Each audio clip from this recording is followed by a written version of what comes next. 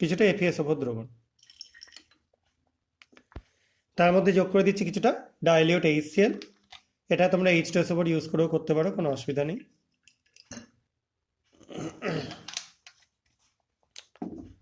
একটুখানি নাড়িয়ে নিলাম এটাকে। এবার এর মধ্যে যোগ করব কিছুটা KMnO4।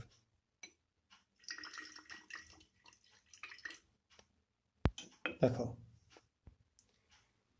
যোগ করবার কিছুক্ষণের মধ্যেই কালারটা আস্তে আস্তে ফেড হয়ে গায়েব হয়ে যাচ্ছে, দেখতে পাচ্ছেন নিশ্চয়ই, আশা করা যায়। আরও কিছুটা এফিএস4 আমি এখানে যোগ করে দিচ্ছি।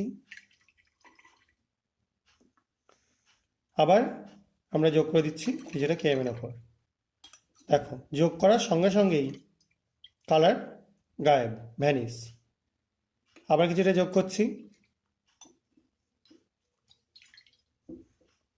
আবার এর মধ্যে কিছুটা এফিএস4 যোগ করছি।